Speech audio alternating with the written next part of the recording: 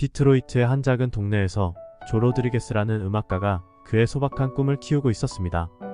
가난한 환경에서도 그는 기타 한 대와 깊은 생각을 담은 노래로 작지만 확실한 희망의 빛을 발하고 있었습니다. 조는 어린 시절부터 음악에 대한 열정을 가지고 있었고 그것이 그의 삶의 어려움을 이겨내는 힘이 되었습니다. 낮에는 건설 현장에서 힘든 노동을 하고 밤에는 지역 카페에서 감성적인 노래를 들려주었습니다.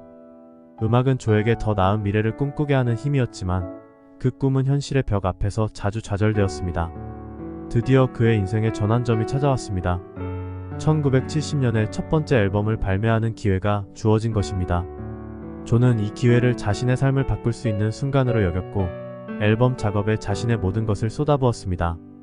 하지만 앨범은 그가 기대했던 성공을 거두지 못했습니다. 미국 내에서는 그의 음악이 거의 주목받지 못했고 앨범 판매량도 기대에 크게 미치지 못했습니다. 하지만 조는 희망을 잃지 않았습니다.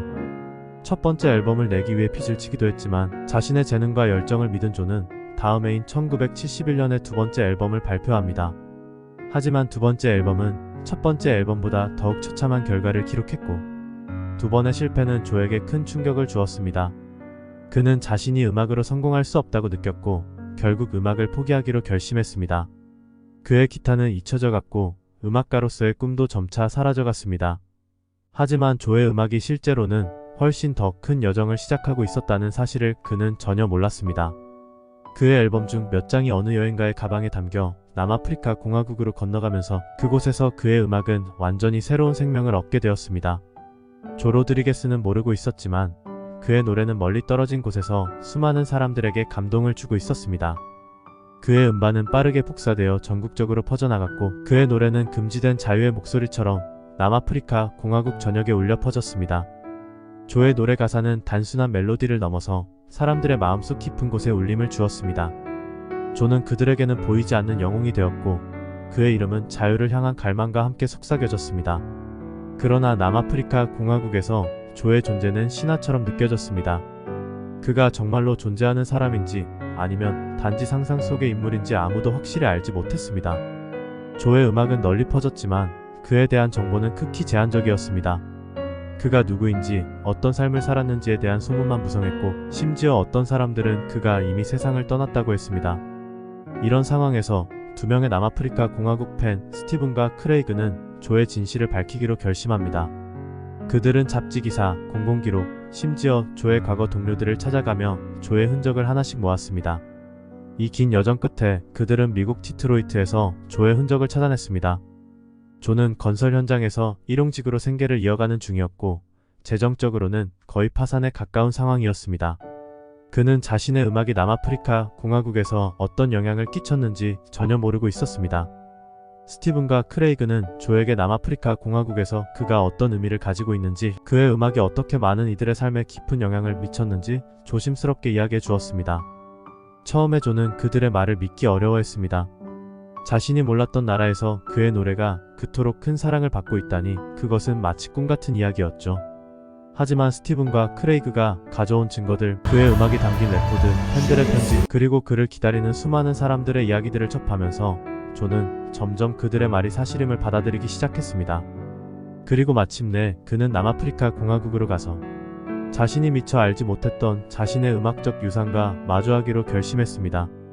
남아프리카 공화국에서 조 로드리게스의 귀환은 마치 한 편의 영화와 같았습니다. 조는 공항에 도착하는 순간부터 그가 얼마나 큰 사랑을 받고 있는지 실감할 수 있었습니다. 수많은 팬들이 그를 맞이하기 위해 공항에 모여 있었고 그들의 얼굴에서는 기쁨과 감동이 넘쳐 흘렀습니다. 조는 이 모든 환영이 자신을 위한 것이라는 사실을 믿기지 않았습니다. 남아프리카 공화국에서의 첫 공연 날, 조는 긴장과 설렘으로 무대 뒤에서 대기하고 있었습니다. 그가 무대에 오르자 관객들은 열렬한 박수와 환호로 그를 맞이했습니다.